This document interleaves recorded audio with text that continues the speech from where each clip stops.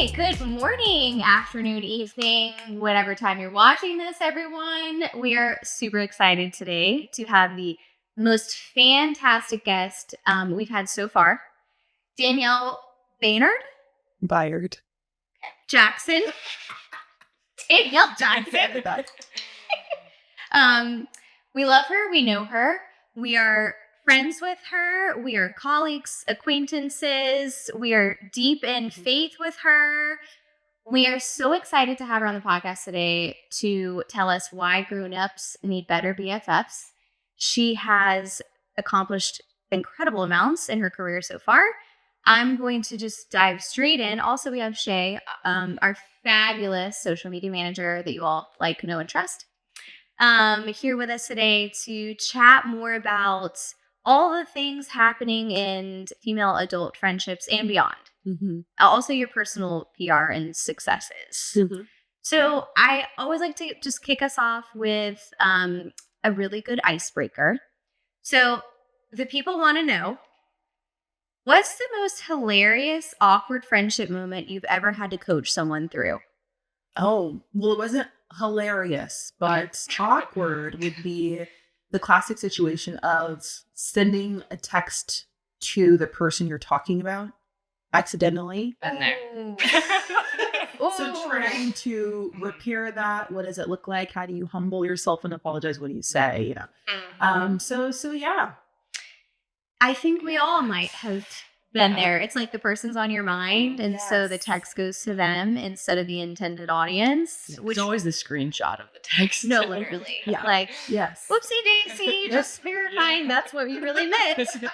Oh yeah. Okay. Well, I think that's a great way to kick us off because the reason she's giving these tidbits of information is through your progression of your career as a teacher, a publicist, which a title you still maintain, published author, podcast extraordinaire, and expert in your latest book called Fighting for Our Friendships. Mm-hmm. Yes.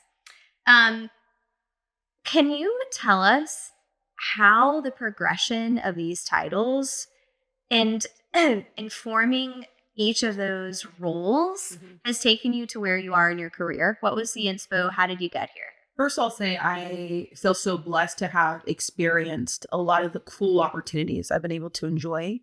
And a lot of it, thankfully, is a result of my time as a teacher. So I was in the classroom for 6 years teaching 12th graders. I also worked my way up and became the academic chair locally here at Arnwood High School. And so that's what I did for about 6 years. That was my life. And I just knew that I was going to be that little old woman who was there for like 35 years in the classroom until you retire. But I don't know if you've been watching, just the classroom looks a lot different. Okay.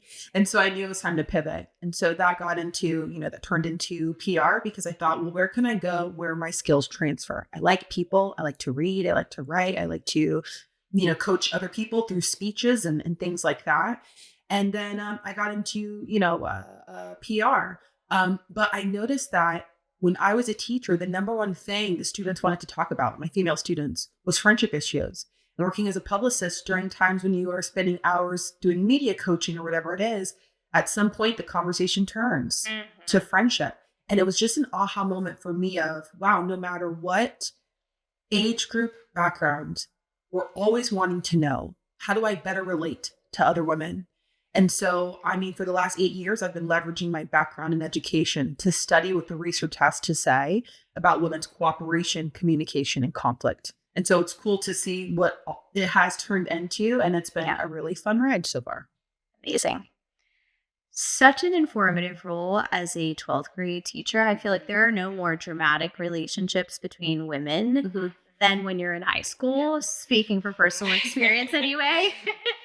Like the translation of that into adulthood, it must have prepared you. Mm-hmm. I really appreciate and love having read pieces of your book and understanding to kind of where you came from and being in a book club with you before. I know that you really take the research seriously. Yeah. I'm dying to understand though, how has the research, like the academic insights, translated to real life scenarios and situations? Like, how do you make that digestible advice for people? Wow, people don't normally ask that. Thank you for saying that. That's my favorite part of the whole thing. So is learning about new research, talking to the researchers who are on the ground and conducting these studies and asking them, like, how did this hypothesis even form? How did you go about doing the study? And I see it as my job to take this from an academic sphere and to translate it to a woman's day-to-day experience. I mean, when you have research from Harvard that's saying the number one thing that determines how happy and healthy we are is the quality of our relationships, but you have the average person thinking, I don't know how to enhance the quality of my relationships. Not to be dramatic, but that is a life or death situation to me.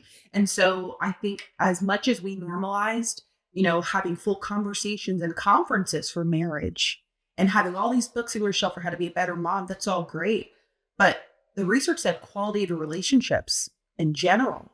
So how do we have better conversations and how do we reconcile with other women platonically? When I saw how much that impacts our health, our happiness, and even professional success, the data is telling us, it became really important to me to find ways to make the research digestible and accessible to the women who need it most. Yeah. It brings up like an interesting thought for me. I'm sure you're familiar with the blue zones, right? Of like people who live past 100 years old. And not only do they drink wine, which I love. Yes. But they have like this really tight-knit, baked community. Like they're integrated with each other.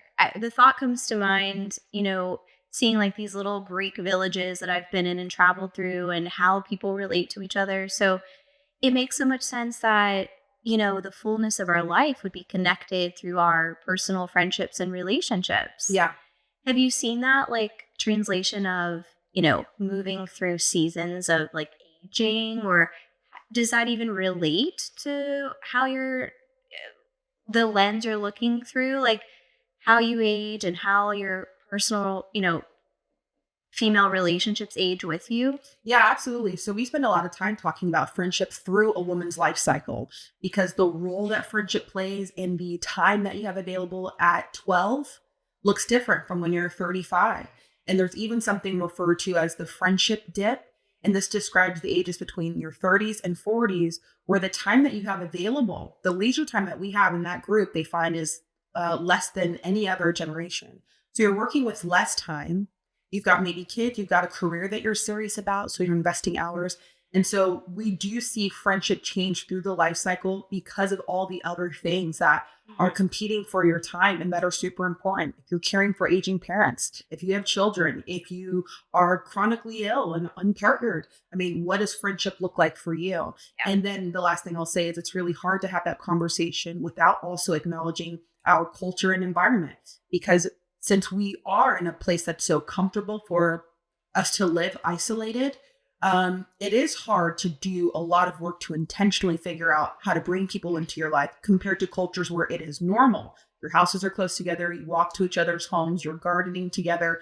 You don't really have to think about when am I going to see friends. It is baked into your day-to-day living. So in a space where it's so easy for you to be siloed, it does add an additional physical and mental labor to figure out how to bring people in. And so it kind of makes sense that we are where we are. Completely. Isn't it ironic too, that in the age of connectedness, where we're literally all carrying around devices and the ability to communicate gets lost with actual connection? Yeah. Like, I think about friends who, dating these days in the wild, right? First off, I don't recommend it. If you're married, stay married. Secondly, it's like people confuse the ability to like get immediate responses with a relationship. You know what I mean? And that translates in every facet. The expectation of like, okay, I can text you right now, and so you should immediately respond. Like, in my opinion, eats into the quality of connectedness. Do you see that? Do you feel that way? Like, how has that shaped your advice and recommendations? Yeah. I wish I could think of like a percentage. I don't really know our internal data on this, but so many of the issues women bring to us oftentimes are connected to the digital sphere. So me feeling like my friends aren't responsive or attentive, when we dig into that, one of the things they're going to offer me as evidence is her lack of response time when she texts. And so we could just see it as having different digital habits. But the reality is, there's something called digital body language. So even the time it takes me to respond to you, there's meaning you assign to that I don't care, that I'm not as invested. And I'm like, oh no, I actually just prefer to have a phone call or to hang out on the weekends. And so us figuring that out, because you're assigning very real meanings to that, which have a very real impact on our friendship. And so it does play a huge role in how connected we are, the quality of the relationship overall, and therefore how satisfied we are with the friendship.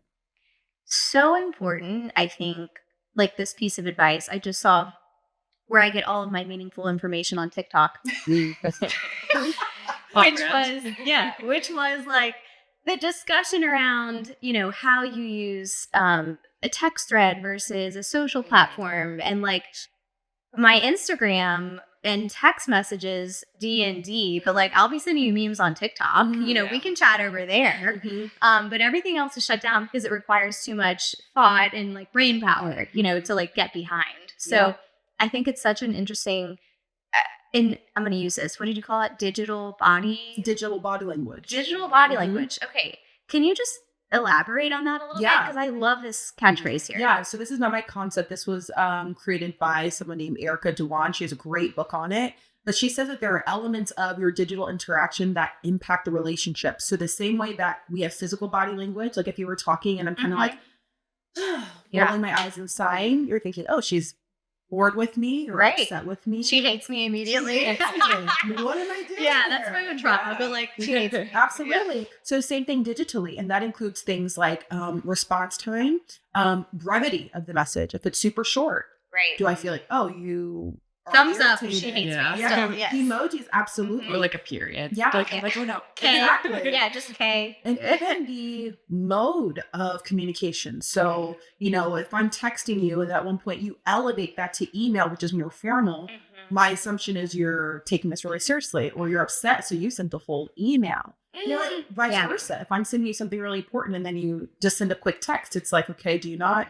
So it's just interesting to see the ways in which that impacts communication. But the resolution I can give to that for so many of us is friendship is such an ambiguous relationship. Like sometimes we don't even know if we are friends. We get coffee, but I don't know. Great point. Like, am I saying, I got coffee with a friend? Or am I saying like, with this girl I know? So because of that, our job should be to reduce the gray area as much as possible. So if I'm noticing that you are taking a long time to text, maybe I say as new friends, like, okay, so what's your style, girl? Like, are you a texter? So that we can remove that. And I don't assign the meaning of you're not interested because I understand. And so the same way you have permission in a dating capacity to say, so here's my style, here's my preferences. Right. But with friendship, we're like, well, that's really weird. Like it should just flow naturally. And that's not fair. And that's not true. That's such a good point. And I feel like we often do that in work relationships, in the expectation of being able to verbalize who's the main point of contact and how do you want to be communicated with should be, right? Like a natural carryover, but I just don't go there, right? We make all the assumptions and expect people to read our minds. Absolutely. And also assuming that the way that I think we should operate is also the way that you believe, instead of thinking that to you, that's not normal or comfortable. So just making space for acknowledging those kinds of differences can help us to reduce the likelihood of having unnecessary conflict. So good. So good. Yeah, that's good. I want to know, because of all the research and, published, and you have amazing content out in the world, and you've got relationships now, I think, right? You're still one-on-one coaching with people. What does success look like when someone engages with you, either through like reading your book or listening to your content or coaching one-on-one? Like, how do you find that people are drawing this out and applying it? Like, what is that? How do they walk away feeling like, what are the success metrics? Yeah. Well, for me, a more general success feels like hearing them say, I never thought about it that way. Because that, beyond saying, oh, I didn't know how to respond to this scenario. And then I watched some of your videos and now I know, that's great. But I really feel good when people say, I never thought about it that way, because a shift in thinking changes the trajectory of all of your relationships. Approaching them differently, framing them completely new, that feels good to me. In terms of business success, I mean, we obviously want people like in the pipeline, right? Yeah. Like we want them to listen to the pod and all the things. So success there honestly means one big metric for me is like bookings for speaking engagements, because we hit so many people at one time, and it's not uncommon for it to end with a woman coming up and saying, oh my God, you have to speak at this organization that I run. You have to speak. So having people trust me and saying, I'm going to put my whole business of people in front of you. And I trust you to give them something valuable. And it makes me look good to have you here. So having people trust me with that feels really good. And the fact that it leads to other opportunities because people have a lived experience as opposed to like just reading the book or whatever it is, feels really good. And we've seen that have a really big ROI for us. That's amazing. Speaking of success for your personal brand and what that looks and feels like, you're on our podcast today, which thank you. Finally. Not right. Finally. Not long ago, you were on Mel Robbins' podcast. So the breadth of appearances, first off, like that's amazing. What have you found when you're engaging in like people's podcasts and speaking engagements? Like, what's the thing that you always aim to take away? As a guest? As a guest, like engaging in all varieties of different conversations. And because, you know, we have, as we were just chatting before, and I'm filling you in on like all the types of different people that, you know, have been in the room and conversations and just chatting about, you know, who our audience is and really fine tuning. So I'm just curious for you, like, what does that look like as you've been a part of other people's platforms? You know, has there been moments where you're like, oh, we should do more of this, or we should do less of this, or how is that steered, or has it, you know, any of the... So some of my like takeaways after having all these kinds of different experiences. Yeah. Oh, I mean, I guess one general takeaway that's more technical in the practice is about how important it is to be able to like communicate your message really clearly and adapt it for various audiences. That's, again, something I learned as a teacher, because each class period was a different group. Maybe this was an honors class and this wasn't. So I'm not giving the same anecdotes. I'm not referencing the same material, but I want every person to leave saying, wow, I feel like she was in my head. And that's not necessarily because I'm just so naturally intuitive. It's because I'm doing my homework. Who's listening to this? What are their pain points? What do you want them to take away? I have to know that before, because I only want to give anecdotes, research that feels relevant to this audience. And with a subject like female friendship, we can go in and talk to a mom group. That's all I'm going to talk about is data around how this uniquely impacts mothers. You can take us to an entrepreneurship conference and we're going to talk about the impact, according to the research, that your relationships have on your entrepreneurial success. And so I'm not going to make parenting references. Right. And so this cool variety of platforms that I've been able to enjoy has told me how important it is to tailor it to the audience, because that determines value, is the relevance that it had for them. Such a good takeaway. Obviously, as a marketer, we think about this all the time, right? Like target audience. Yeah. Who you're speaking to. It changes. Yeah, absolutely. So as a woman in business, both of us, all three of us, walk me through what it looks like to have personal and professional boundaries in relationships. I think about working in corporations, you know, with 25 floors of people and forming some like good friendships and relationships there. And then all other occurrences in business where maybe sometimes you think about your client as your friend, or like pitfalls around those potential things, right? Like, what are healthy boundaries when you start bumping into these types of situations? Yes. I'm so glad you asked that because it is a tricky space. We find that the number one place that adults meet their friends is in the workplace. So to some degree, it's natural. I'm spending so much time with you, which is a key ingredient of the friend making process.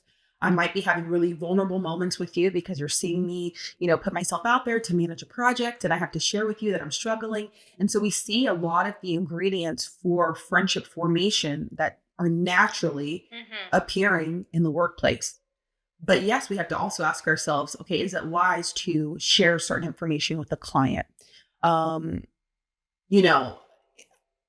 It's tricky, but I would say that you determine beforehand, hey, this is how far I'm going to go. And is it okay for me to still be friend-ish, that have boundaries around what I share, how I communicate? Do I feel like in order to keep myself safe, I need to only communicate via email with this client to set boundaries so she's clear? So kind of predetermining things helps so that when we have those moments of split decisions, it helps to inform the decisions that we make about how we want to engage in this relationship. And again, it goes back to that ambiguity part, because if this person's thinking we are friends because we chatted about, dating. You see me cry in the bathroom. Exactly. We're friends. But then maybe you challenge me in front of my subordinates because you think we're cool.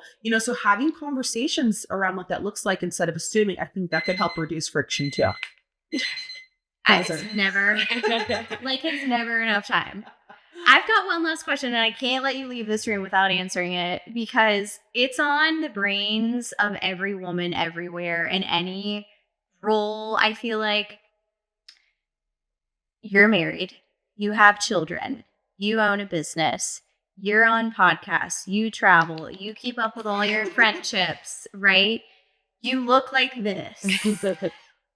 There's titles I'm sure I'm like missing here, but how do you balance this? How do we give advice for other women trying to literally do all the things?